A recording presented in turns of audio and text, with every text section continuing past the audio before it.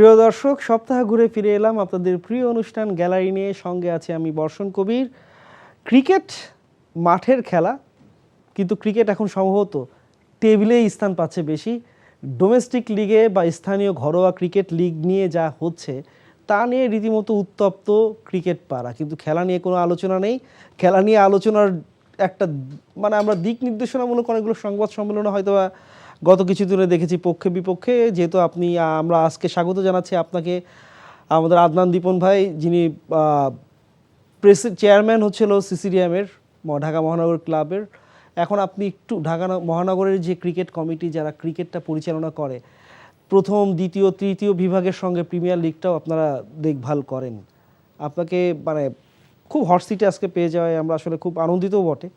এত গরম গরম খবরের মাঝখানে আপনাকে গরমভাবে আসলে দেখা যাবে কিনা সেটার জন্য ওয়েট করছি। একটু কি উত্তেজিত, গরম হয়ে আছেন কিনা প্রতিপক্ষ ক্লাবগুলোর এই আচরণে? ধন্যবাদ এনটিভিকে আমাকে আজকে আমন্ত্রণ জানানোর জন্য। গরম হয়ে থাকার মতন কিছু নাই। আচ্ছা, আমরা সব রকম চেষ্টাই করেছি, সিসিডিএমের চেয়ারম্যান এবং ইনক্লুডিং আমার বোর্ড। এখন কেউ যদি বলে বা কারা যদি বলে অবৈধ বোর্ডের আন্ডারে আমরা খেলবো না, সেখানে আমরা কি করতে পারি? চেষ্টার তো ত্রুটি করি। আমরা ক্লাবগুলির সাথে বসার চেষ্টা করেছি, ক্লাবের সাথে বসছি, খেলোয়াড়দের সাথে বসছি, একবার না কয়েকবার।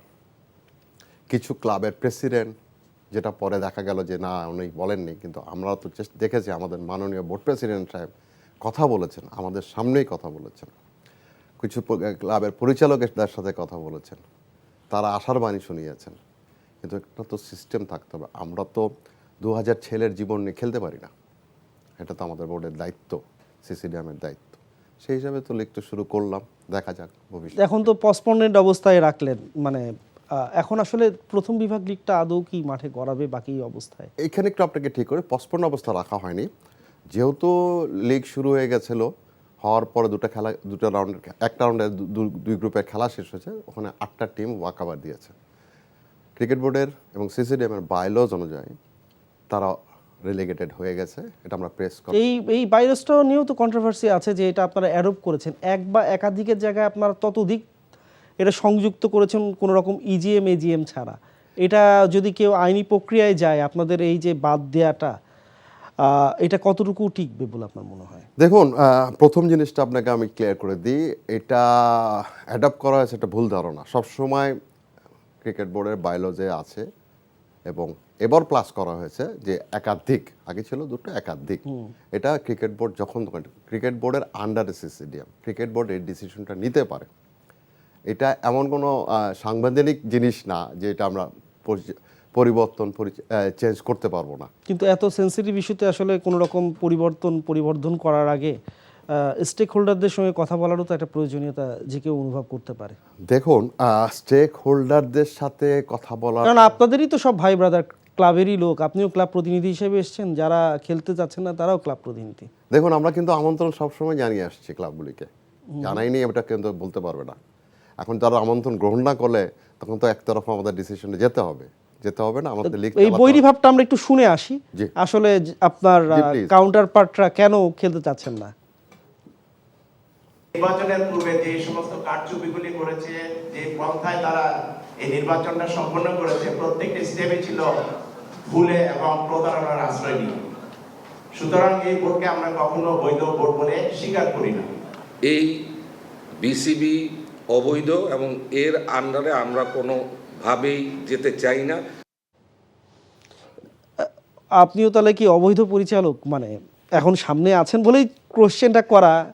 আপনি তো নিশ্চয়ই সেটা মনে করেন না, বা আপনারা যারা ইলেক্টেড হয়ে এসেছেন যে প্রক্রিয়ার মাধ্যমেই হয়ে আসেন না কেন? আমার যারা এই কথাগুলি বলছে তাদের উদ্দেশ্যে তারা একটা তো প্রমাণ দিবে আমাদেরকে আমরা অবৈধ, কিভাবে অবৈধ।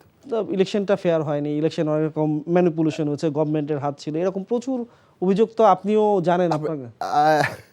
দেখুন, যে কোনো ইলেকশনেই কিছু না কিছু পন্থা আপনি বের করতে পারবেন। আপনি যখন ইলেকশন করবেন না অথবা আপনি ইলেকশনে হেরে যাবেন, তখন কিন্তু বলবেন এটা অবৈধ, এইভাবে হয়েছে। ওনারা তো আমাদেরকে আইনগতভাবে হোক আর অফিসিয়ালিভাবেই হোক প্রমাণটা তো করতে হবে ওনাদেরকে যে আমরা অবৈধ, ইলেকশনটাই অবৈধ ছিল। এটা আপনার সঙ্গে সঙ্গে আমরা একটু সাবেক বোর্ড সভাপতি যিনি বর্তমানে সহসভাপতি ফারুক আহমেদ কি বলেছেন এই ব্যাখ্যায় একটু শুনে তারপর আবার আসি।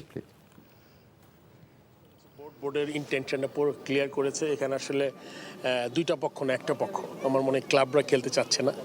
এখন এটা খেলা বন্ধ করে কার কতটুকু লাভ হবে এটা আমি জানি না। ক্ষতি হবে বাংলাদেশ ক্রিকেটার প্লেয়ারদের, যেটা আমরা সবসময় বলে আসি যে আমাদের Dhaka league, Dhaka premier league থেকে শুরু করে থার্ড ডিভিশন পর্যন্ত সবাই কিছু না কিছু ফাইন্যান্সিয়ালি বেনিফিটেড হয়। আর সবচেয়ে কথা শুধু ফাইন্যান্সিয়ালি বেনিফিট না, তাদের খেলার যে জায়গাটা ওটাই ঠিক মতো নাই। তো ওইটা খুবই দুঃখজনক যারা অংশগ্রহণ করেনি। আমার মনে হয় আমি আগে উল্লেখ করেছি যে আপনার প্রতিবাদের ভাষা এই কোনো কিছু পার্মানেন্ট ক্ষতি না করে হলে সবার জন্য ভালো হয়। কেননা আপনি খেলা বন্ধ করলে দেখতে হবে শুধুমাত্র ক্ষতি প্লেয়ার এবং দেশের ক্রিকেটের। আপনি ক্রিকেট বোর্ড অফিসিয়াল যারা আছেন, ক্রিকেট বোর্ডের যারা অফিসিয়াল হতে চেয়েছিলেন, তাদের কারোই কোনো লাভ হলো না আসলে। মানে খেলাটা খেলা না মাঠে গড়িয়ে। মানে আপনাদেরই ফ্রন্ট লাইনার, উনি তো ডিফেন্ড করবেনই, এখন আপনিও নিশ্চয়ই আপনার জায়গাটা ডিফেন্ড করবেন, এটাই স্বাভাবিক ব্যাপার। কিন্তু এই ডিফেন্স অ্যাটাকিংয়ের মাঝখানে ক্রিকেটটা কোথায়, খেলাটা কোথায়? দেখুন, খেলাটা চেষ্টা তো করা হচ্ছে, চেষ্টা করা হলে তো হিসেব অনুযায়ী এটা তৃতীয় বিভাগ দিয়ে আপনাদের শুরু করার কথা, সেই দিকে না গিয়ে আপনারা একই বছরে দুটো, আপনাদের বিবাদমান যারা প্রতিপক্ষ তারাই এটা আসলে বলছেন যে এক সিজনে দুটো আসলে কেমন করে হয়, তাহলে এটা কেমন করে মানে আপনারা বলছেন যে খেলাটা। আপনার প্রশ্নের উত্তরটা আমি পরে দিই, তার আগে একটা প্রশ্ন আপনাকেই করি। হ্যাঁ শিওর। কিছুদিন আগে, দুদিন আগে একটা প্রেস কনফারেন্সে একজন জার্নালিস্ট ভাই, শ্রদ্ধার সাথে তাকে বলছি, প্রশ্ন করেছিল যে থার্ড ডিভিশন লিগ হলে কি আপনারা খেলতেন? ওখানে উত্তর এসছেন না, আমরা খেলতামই না। তাহলে এখন আমাকে বলেন যে কোথা থেকে আমরা শুরু করব? এক। দ্বিতীয়, আমাদের কোনো কনস্টিটিউশনে এমন কোনো রাইটস নাই বা কোথাও লেখা নাই যে আমি ফার্স্ট ডিভিশন থেকে শুরু করতে পারবো না। ওনারা যদি তখনই বলতেন যে না ভাই আমরা থার্ড ডিভিশন না হলে খেলবো না, ওনারা বারবার বলছে ক্যালেন্ডার ব্রেক করেছি আমরা। ক্যালেন্ডার তো আমরা ব্রেক করিনি, ক্যালেন্ডারটা আমরা চেঞ্জ করেছি। ব্রেকের এখানে তো কিছু নাই যে একটা, এটা কি বাংলাদেশের ইতিহাসে কোথাও আপনি দেখাতে পারবেন যে এই ঘটনাটা প্রথম ঘটেছে? এর আগে তো শুরু হতো first division premier, first division, second division, কিন্তু গত 10 বছরে তো এই প্র্যাকটিসটা ছিল গত না। 10 বছরে তো অনেক ঘটনাই ঘটেছে। না, 10 বছরে তো আপনার কোয়ালিফাইং রাউন্ডে ক্রিকেট হয়নি। 10 বছরে তো আপনাদের টিমকে আপনারাই প্রতিবাদ করেছেন। যারা আজকে অস্বীকার করছেন তাদেরকে কাছেই প্রশ্ন, তারাই আপনার প্রতিবাদ করছে, আপনাদের উপর দিয়ে গেছে।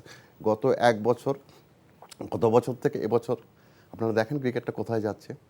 আমরা তো চেষ্টা করছি, কোথায় যাচ্ছে? এখন আপনারা খেলবেন না, আপনারা ইগো ধরে রেখেছেন, কিন্তু ইগো ধরে রাখলে তো হবে না। আপনার ব্যক্তি স্বার্থে যদি ক্রিকেটকে বন্ধ করে এদিকে ক্ষতি করতে চান, তাহলে তো সেই ক্রিকেটকে আমরা বাঁচাতে পারবো না। আমাদেরকে এখন দায়িত্বটা কি? যেহেতু আমরা নতুন বোর্ড, আপনাদের চোখে আমরা অবৈধ, মানে আমাদের চোখে না, আপনাদের না প্রতিপক্ষের সরি চোখে। আমি বলছি যে আমার কলিগ যারা ছিল এক সময়, যাদের সাথে আমরা একসাথে ক্লাব সংগঠন আমরা করেছি, judgment দেওয়ার পক্ষে, যারা হ্যাঁ। 30 অক্টোবর 30 তারিখ পর্যন্ত নির্বাচনের মাঠে আছে, তারাই আজকে আমাদের বিপক্ষে যে বলছে এটা অবৈধ। তো এটা তো খুবই স্বাভাবিক ব্যাপার, কারণ তাদেরকে নির্বাচনে ঠিক মতো পার্টিসিপেট করার মতো জায়গাগুলোতে অনেক রকম ঝামেলা করা হয়েছে, যেটা আমরা দেখেছি আর কি। আচ্ছা। তো এটা তো তাদের অভিযোগ তোলা তো একেবারে অনৈতিক বা অযৌক্তিক কিছু না। আমি আপনাকে আবারও প্রশ্ন করছি আপনার মাধ্যমে সবার উদ্দেশ্যে, 30 তারিখের পরে ওনারা বলছেন যেটা অবৈধ, এই ইলেকশনে ম্যানিপুলেশন করা হবে, ওনারা প্রমাণ তো করতে হবে। আমি বারবার একটা কথা বলছি, ওনারা প্রমাণটা করুক। যে এখন ওনারা বলছে রাতের অন্ধকারে ভোট হয়েছে, ই ভোট অ্যালাউ না। ই ভোট তো লাস্ট 3টে ইলেকশনে হয়েছে, কনস্টিটিউশনে ছিল, তখন তো ওনারা বলতে পারতেন। যখন কাউন্সিলর হয়েছেন তখনই তারা প্রতিবাদ করতেন না ভাই ই ভোট হবে না।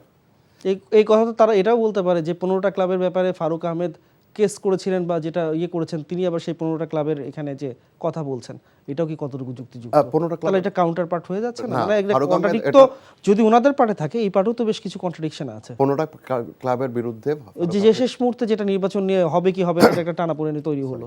হ্যাঁ, তৃতীয় বিভাগের যে 15টা ক্লাবকে নিয়ে উনি যে রিটটা করেছিলেন, সেটা নিয়েও তো একটা সাসপেন্স উনি তো করেছিলেন। উনি রিটটা করেছিলেন না? এবং হাইকোর্ট তাকে এক সময় এটা কি করেছে, উনি রিটটা স্থগিত করে হ্যাঁ, কিন্তু ইলেকশন করেছেন তো। করেছেন। মানে হ্যাঁ। উনি তো এখনো কোথাও কি বলেছে যে 15টা ক্লাব বৈধ?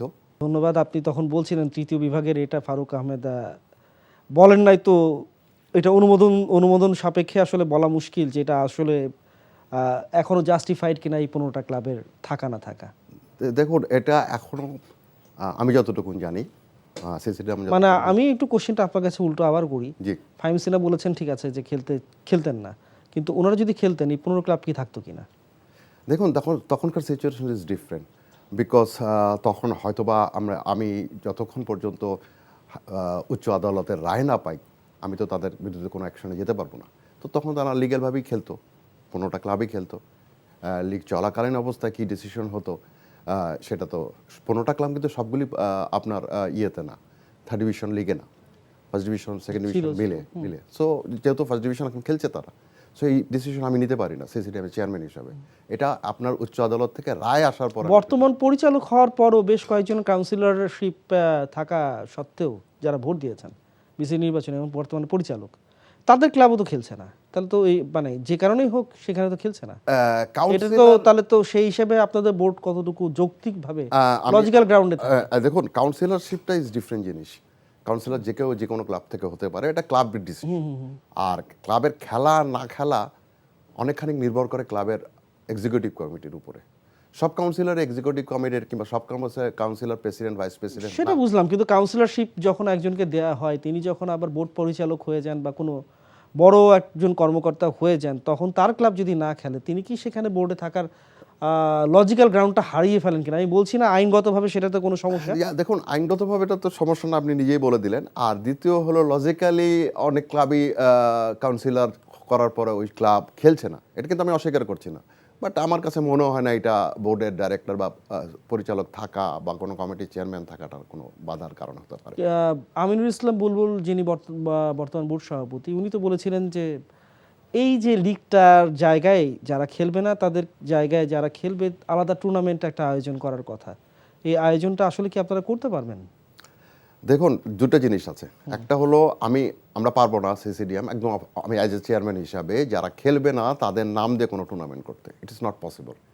হ্যাঁ, আমরা খেলোয়াড়দের পক্ষে বা বোর্ড প্রেসিডেন্ট ওই সেন্সে নিয়ে এই কথাটা বলেছেন যে খেলোয়াড়রা যেন মাঠে থাকে। সুতরাং আমাদের এখানে মনে করেন 12টা টিম খেলছে, 8টা টিমে যদি আমরা গড়ে 20টা কিলো প্লেয়ার ধরি, 160টা প্লেয়ার খেলতে পারছে না। তো আমরা একটা ডিসিশনে যাচ্ছি, এখনও ফাইনাল কিছু হয়নি। যেহেতু আমরা কোয়াব এবং প্লেয়ারদেরকে কমিটমেন্ট করেছি তোমাদেরকে মাঠে রাখার ব্যবস্থা, তাহলে সেই মাঠে রাখার জন্য তাদের আনুপাতিক পেমেন্ট সিস্টেমটা কেমন হতে পারে? 5 লাখ টাকার প্লেয়ারকে আপনারা কত টাকা দিবেন? মানে আমি একটু যদি রেশিও দেখুন এটা একদম যেহেতু বিসিবির টাকা থেকেই এটা দেওয়া হচ্ছে, সংস্থান করা হবে, যেহেতু কোনো ক্লাবের আন্ডারে তারা ওইভাবে খেলছে না। না, যেহেতু টুর্নামেন্টটা অ্যারেঞ্জমেন্টটা করা হবে বিসিবির আন্ডারে, আমাদের ডিফারেন্ট টাইপের প্ল্যান আছে, ডিফারেন্ট টাইপের প্ল্যান চিন্তা করছি। আমরা নেক্সট বোর্ড মিটিংয়ে প্ল্যানগুলো তুলব। এমন হতে পারে যে আমরা কর্পোরেটকে ইনভলভ করতে পারি, আমরা অনেক কিছুকে ইনভলভ করতে পারি, ব্যাংককে ইনভলভ করতে পারি, অথবা ডিফারেন্ট টাইপের কোম্পানিকে ইনভলভ করতে পারি, অথবা ফুললি বডি করবে। এখন প্লেয়ারদের একটা রেমুনারেশন আমাদেরকে দিতে হবে, এটা কত হবে কি হবে এটা আসলে আমরা বোর্ডের ডিসিশন হবে। এমন কিছু কিন্তু আমাদের কানে এসছে যে পাশের জায়গায় আপনারা 1.5 লাখ পর্যন্তও যেতে পারেন আর কি, যদি আনুপাতিক। এটা সম্পূর্ণ ভুল ইনফরমেশন, কারণ এই ধরনের কোনো আলোচনাই আমাদের মধ্যে। তার মানে প্রথম বিভাগ ক্রিকেট নেই, ক্রিকেট লিগে ক্রিকেট হচ্ছে কি হচ্ছে না আমরা আসলে জিয়াউল তপু যিনি আপনাদের কাউন্টার পার্ট, আমরা বা একটা ক্লাবের কাউন্সিলর উনি আছেন কিনা, তো ভাই আপনি আলোচনাটা শুনছেন। আসলে এই বোর্ডের বৈধতা নিয়ে আপনাদের অনেক বড় প্রশ্ন আছে, যেহেতু এখন সিসিডিএমের চেয়ারম্যান আমাদের সঙ্গে আছেন।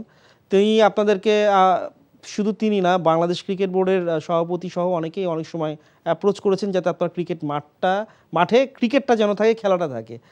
এখন এই যে জায়গায় দাঁড়িয়ে আছে এটা তো নো পয়েন্ট অফ রিটার্নে চলে গেছেন আপনারা। দেশের ক্রিকেটের উন্নতিতে এই নো পয়েন্ট অফ রিটার্ন কি মানে ফুটনোট হিসেবে খুব মানে গর্বের সঙ্গে সামনে উচ্চারণ হবে, না বলা হবে যে বাংলাদেশের ক্রিকেটের অন্যতম লোয়েস্ট পয়েন্ট? ধন্যবাদ বসুন্ধরা।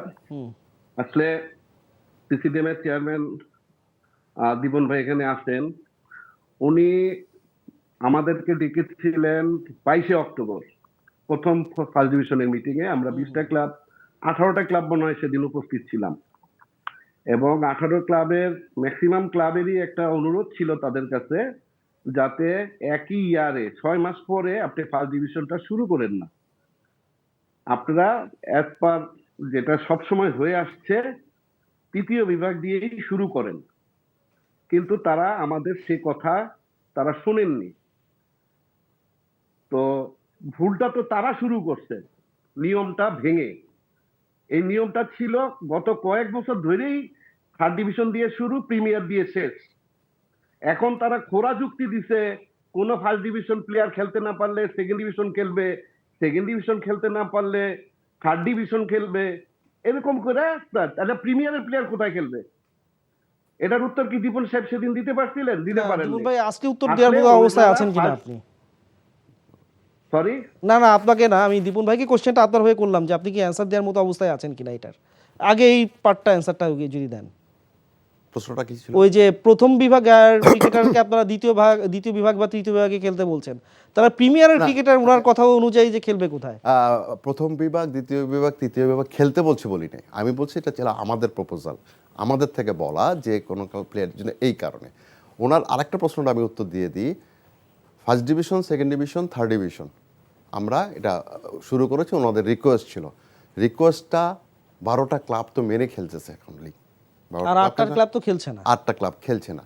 এটাই যদি যুক্তি হয়ে থাকে, অনেকবার তাদেরকে ডাকা হয়েছে, বলা হয়েছে, কথা বলছে, তখনও তারা যদি অফিসিয়ালি আমাদেরকে বলতো যে আমরা থার্ড ডিভিশন দিয়ে শুরু করেন, সিসিডিএম এর চেয়ারম্যান সাহেব ভুল ডিসিশনে গেছেন বা বোর্ড ভুল ডিসিশনে গেছে, তখন তারা তো গণমাধ্যমে বেশ কয়েকবার এই ব্যাপারে বলেছেন। গণমাধ্যমে বলেছে, কিন্তু আমাদেরকে চিঠি দিয়েছে কি বা ওনারা বলছেন কি? ওনারা সবসময় একই কথা বলছে, এই অবৈধ বোর্ডের আন্ডার আমরা খেলবো না।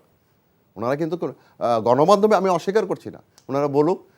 লাস্ট প্রেস কনফারেন্সে তো ওনারা বলেছে যে থার্ড ডিভিশন হলেও আমরা খেলবো না। তাহলে আমরা কি করব বলেন? তো ভাই আপনার বক্তব্যটা বলেন।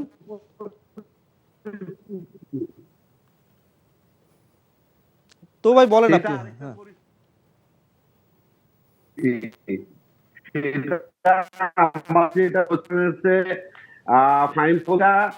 হ্যাঁ, আপনারা করছেন, এটা স্বীকার করেন, আপনি ভুলটা করছেন।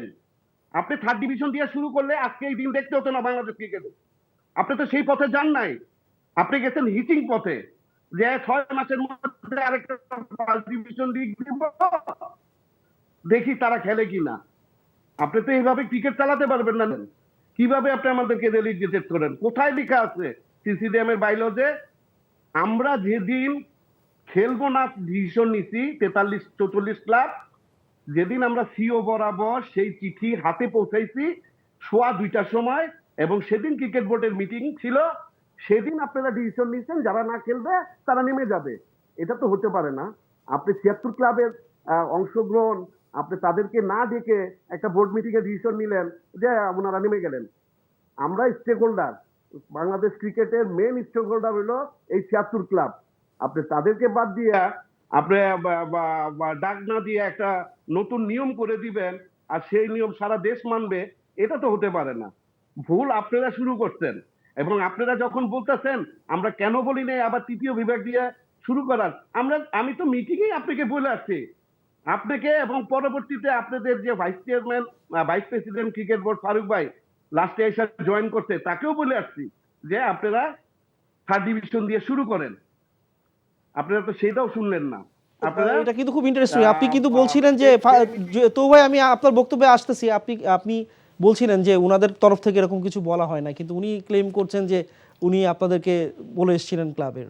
দীপন ভাই উনি যেটা দাবি করছিলেন যে তৃতীয় বিভাগ খেলা শুরু হলে হয়তো, আপনি যদিও ফাইম সিনার সাম্প্রতিক একটা উদাহরণ টেনেছেন, সেটা খুব ইন্টারেস্টিং অ্যাসপেক্ট, কিন্তু আপনি যেটা বলছিলেন এতে মনে হচ্ছিল যে একটু কথা একটু এদিক সেদিক আছে আর কি, কোথাও না কোথাও কারণটা ঠিক না, এদিক সেদিক কিছু নাই। উনি বলছে যে থার্ড ডিভিশন নিয়ে বলে আসছেন চেয়ারম্যান সাহেবকে, উনি ভাইস প্রেসিডেন্টকে বলেছেন, ভাইস প্রেসিডেন্টকে উনি শেষ মুহূর্তে ভাইস প্রেসিডেন্ট জয়েন করেছেন, তখন উনি বলেছেন। তারপরে তো উনি মিটিং থেকে উঠে চলে গেছেন। আমরা তো ওখানে আরও ক্লাবগুলি প্রেজেন্ট ছিল, আমরা তো কথা বলেছি। এবং ইন্টারেস্টিং হলো ওই মিটিংয়ে আনফর্চুনেটলি উনি এবং আর দুটো ক্লাব মিটিং প্রেজেন্টের যে সিগনেচার করতো সেটা উনি করেননি। তো উনি তো পুরো মিটিংটা থেকে শেষ করে উনি যদি চলে যেতেন, তাহলে জেনে যেতেন যে আমাদের ওখানে ডিসিশনটা কী হয়েছে। আমরা ওর কাছে শ্রদ্ধা রেখেই বলছি, উনি বোধহয় ওটা ভুলে গেছেন। এক, দ্বিতীয় হলো আমরা যথেষ্ট পরিমাণ চিন্তা করেই এখানে আসছি যে first division, second division, third division এককভাবে সিসিডিএম এর চেয়ারম্যান না, উনি বলছে যে এটা আমি শুরু করেছি, আমি ভুল করেছি, এটা উনি ওনার ব্যক্তিগত আক্রমণে চলে গেছেন। ঠিক আছে, এটা আমার জন্য কোনো, আমি তো বোর্ডের সাথে, সিসিডিএম তো বোর্ডের আন্ডারে, আমরা বোর্ডের সাথে কথা বলে বোর্ড ডিসিশন দেওয়ার পরেই তো আমরা এখানে আসছি।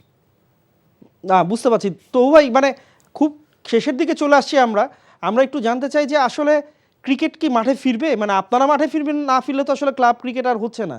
আর যে জেলা বিভাগ বা একটা সাধারণের কোশ্চেন আছে যে ক্লাব ক্রিকেট বাংলাদেশের ক্রিকেটকে অনেক সময় হাইজ্যাক করে, এটা কি কিছুটা প্রতিষ্ঠিত হয়ে যাচ্ছে কিনা আপনাদের এই আচরণের ফলে? এই কোশ্চেনটা কিন্তু উঠে আসে। এই দায় আপনারা যেমন এড়াতে পারেন না, দীপন ভাইরাও এড়াতে পারে না, মানে দুপক্ষই কিন্তু ক্লাবেরই লোক। এইটাকে আপনাদের দুজনকে সামনে রেখেই বলা, আসলে তাহলে কি হতে যাচ্ছে? আমি এই প্রশ্নটার উত্তর দেওয়ার আগে আমি ওই যে ফারুক ভাইয়ের প্রশ্নের জি জি জি মানে ওই যে উনি যে ব্যাখ্যাটা দিলেন এটার একটা ব্যাখ্যা দিতে চাই। জি জি আমি যখন মিটিং থেকে সেদিন 22 তারিখে বের হয়ে যাই, তখন ফারুক ভাই আমাকে বলছিলেন যে এই যে ফার্স্ট ডিভিশন লিগটা শুরু হবে এটার বোর্ডের ডিসিশন।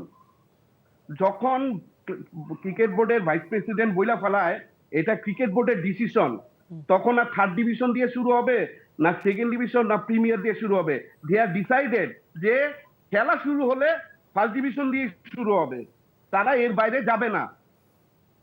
আচ্ছা তারা আমাদের কোনো কথাই শুনতো না, তাহলে শুনেও নাই শুনতেও না। এটা গেল ওই কথার পয়েন্ট। আর যেটা আপনি বললেন যে আমরা অবশ্যই ক্রিকেটকে ভালোবাসি, ক্রিকেট মাঠে ফেরত আসুক, আমরা সেটাও চাই, বাট আমরা এই অবৈধ বোর্ডের আন্ডারে ক্রিকেট খেলবো না, খেলবো না, খেলবো না। এটাই আমাদের ফাইনাল ডিসিশন। না, চূড়ান্ত সিদ্ধান্ত তো বুঝতেই পারছি। দীপন ভাই, তাহলে কি আপনাদের কি এখন মানে এটা সলিউশনটা কি? আপনাদের সবাইকে তো তাহলে একযোগে পদত্যাগ করতে হয়, তাছাড়া তো আমি কোনো সলিউশন দেখছি না। এখন মানে অনেকে ইলেকশন থেকে এখান থেকে পদত্যাগ করে আবার একটা ইলেকশন করে তারপর আসতে হবে, আদারওয়াইজ এই নো পয়েন্ট অফ রিটার্নে গেলে তো আসলে ক্রিকেট থাকে না, ক্রিকেট বোর্ডও থাকে না। দেখেন আমি এটার উত্তর কি দিব। ওনারা অবৈধ আমি কিন্তু প্রথম থেকে একটা কথা বলে আছে যে ওনারা অবৈধটা প্রমাণ করুক না, আমাদের জন্য তো এটা নিয়ে কোনো, যদি আমরা অবৈধ প্রমাণ হয় তো আমরা বোর্ড থেকে চলে যাব না, থাকবো গো আমি অবৈধ বোর্ড দিয়ে, এটা থাকেও কেউ থাকে তো ওনারা প্রমাণ করুক। আমাদের প্রশ্ন সবসময় একটা ছিল, ওনারা প্রমাণিত করে দিক যে আমরা অবৈধ। অনেক ওয়ে আছে এটা অবৈধ প্রমাণ করা, তাদের করুক না, কিন্তু খেলার মাঠেই থাকুক নাকি। না, সেটা তো হতে পারলে খুবই ভালো হতো। তাহলে তো এই মানে অ্যাটলিস্ট এই প্রোগ্রামটা এটা নিয়ে করতে হতো না আমাদেরকে, আমাদের অন্য কিছু নিয়ে কথা বলতে হতো। আসলে হচ্ছেটা কি, মানে আপনারা কি কোনো সলিউশন বা সমাধান যদি আমরা বলতেই থাকি সারাক্ষণ অনেক সমস্যা নিয়ে আমরা কথা বলতেই পারি, সমাধানটা কোথায়? দেখুন, আমাদের চেষ্টা করতেই হবে। আমি অ্যাজ এ সিসিডিএম চেয়ারম্যান, আমার বোর্ড আছে, বোর্ডের ডিসিশন। আমি খুব ধন্যবাদ জানাচ্ছি তবু সাহেবকে যে উনি বলেছেন যে বোর্ডের ডিসিশন। এতদিন উনি সবখানে সবাই বলেছে সিসিডিএম এর চেয়ারম্যানের একক ডিসিশন, চেয়ারম্যান সাহেব এটা উনি তো ক্লিয়ার করলেন যে উনি নিজেই ক্লিয়ার করে, ভাইস প্রেসিডেন্ট নিজেই বলেছেন যে এই জন্য তাকে আমি ধন্যবাদ দিলাম। তো এখন আমাদের সলিউশন বলতে আমাদের লিগ আমাদের মতন চালাতে হবে। এটা কি সিস্টেমটা কি, সিস্টেম এখন যারা খেলবে এরকম রিলিগেট করে এরকম ভাবে, এটা তো আসলে আমি তো কনস্টিটিউশনের বাইরে যেতে পারবো না, আমার প্লেইং কন্ডিশনের বাইরে যেতে পারবো না। এটা approve by board, not my personal বা আমার সিসিডিএমের। সো আমাকে ওইভাবে যেতে হবে। এখন আপনি এই প্রশ্নটা করতে পারেন যে এখানে অনেক ছেলের জীবন নির্ভরতা আছে। অনেকে, এটা খুব ইন্টারেস্টিং যে আপনাকে বলি, অনেক ছেলে ধার দেনা করে প্র্যাকটিসটা করে শুধু এই লিগ খেলার জন্য। তো সেই দিকটা আমরা বোর্ড চিন্তা করছি এবং ইনশাল্লাহ বিকল্প লিগ চালু করবেন, লিগ করি, টুর্নামেন্ট করি, হোয়াট এভার ইট ইজ, এটা একটা ভালো কিছু করবই। এটা কবে নাগাদ হবে? এটা আমি আপনাকে বারবার বলছি, আমাদের সামনে বোর্ড মিটিং আছে, আমরা প্রপোজাল ডিফারেন্ট ওয়েতে দিচ্ছি, বোর্ড মিটিংয়ে ইনশাল্লাহ অ্যাপ্রুভ করে দেবো। না, সেটা বুঝছি, কিন্তু মানে একটা অভিযোগ যেহেতু উঠে যায় যে বারবার যে অবৈধ বলা হচ্ছে, এটা নিয়ে কাজ করাটা কতটুকু কমফোর্টেবল আপনি অ্যাজ এ হিউম্যান বা অ্যাজ এন অর্গানাইজার? আপনার পেছনে তো অনেক হিস্ট্রি আছে। যখন বাংলাদেশ ক্রিকেট বোর্ডের নাজুল হাসান পাপনদের বিশাল মহিরুহু সম একটা বোর্ড ছিল, তখন যদি ক্রিকেটীয় কোনো প্রতিবাদ হয়ে থাকে সেটা আপনার ক্লাবই করেছে, সেটা লালমাটিয়া 4 ওভারে 92, মানে 1 ওভারে 32-92 রান। আপনি মানে আমরা জানি ঐতিহাসিক গুরুত্বটা কতটুকু, কারণ তার আগে পর্যন্ত গণমাধ্যম বা কোথাও এরকম প্রতিবাদের ভাষা আসেনি। ক্রিকেট মাঠে থেকেও যে প্রতিবাদ করা যায় সেটা একরকম করেছেন আপনারা। তো এখন কেমন লাগছে এই প্রান্তে যখন আসলেন? তখন কি মনে হয় যে ওই প্রতিবাদের পর আপনাদের সঙ্গে যেটা হচ্ছে, ওনারাও তো প্রতিবাদই করছেন, এটা কি মানে কতটুকু পেইনফুল? দেখুন, দুটা জিনিস দুই রকম। একটা ছিল আমাদের যেটা প্রতিবাদ ছিল লালমাটিয়া ক্লাব বা ফেয়ার ফাইটারের, তারা করেছিল তাদের বিরুদ্ধে অন্যায় করা হচ্ছে খেলার মাঠে। আর এখন তারা প্রতিবাদটা করছে কিন্তু খেলার মাঠ নিয়ে না, খেলা নিয়ে না, তারা প্রতিবাদটা করছে আমরা অবৈধ। না সেটাই আমি বলছি, কিন্তু যেহেতু আপনি এত এখন একটা অবৈধ আমি আপনি এক্সাইলেও ছিলেন, দেশের বাইরেও ছিলেন, তারপর আবার ফেরত আসছেন ক্ষমতার পালা পরিবর্তনের পরে এখন বোর্ড পরিচালক হয়েছেন, কিন্তু এটা কতটুকু কমফোর্টেবল আদনান রহমান দীপনের পক্ষে যে তাকে বলা হচ্ছে অবৈধ বোর্ড পরিচালক? দেখুন এটা খুব shocking news, because once upon A time আমরা সবাই কলিগ ছিলাম। 30 তারিখ পর্যন্ত আমরা সবাই নির্বাচনের জন্য ব্যস্ত ছিলাম। 30 তারিখে রাতের পরের থেকে তাদের পরিবর্তন আসছে। কিছুটা তো কষ্টকর যে অবৈধ। আমি বারবার একটা কথা বলি, সমস্ত বোর্ড ডাইরেক্টরদের পরিচালকদের পক্ষ থেকে বলি, তোমরা আমাদেরকে প্রমাণ করো আমরা অবৈধ, প্লিজ। আশা করি সামনের দিনগুলোতে এটা নিয়ে আরও অনেক আলোচনার জায়গা বাকি আছে। দীপন ভাই, আপনাকে অনেক অনেক ধন্যবাদ আজকে আমাদের স্টুডিওতে এসে সময় দেওয়ার জন্য। তবু ভাইকেও ধন্যবাদ যে উনি তার পার্সপেক্টিভে তার মন্তব্যগুলো দিয়ে গেছেন। আশা করি সামনে আপনাকে আবারও পাওয়া যাবে। আশা করি ক্রিকেটটা মাঠেও ফিরবে। আমরাও দর্শক আশা করতে চাই প্রথম বিভাগ ক্রিকেট লিগ, যেটা আসলে অনেকগুলো যদি কিন্তু এবং প্রশ্নের জন্ম দিয়ে গেছে, সেটার উত্তর সহসাই সিসিডিএম চেয়ারম্যান সহ বাংলাদেশ ক্রিকেট বোর্ড ভালো মতো দিতে পারবেন। না হলে ক্রিকেটটা থমকে যাবে অনেক অনেক সময়ের জন্য। ধন্যবাদ সবাই।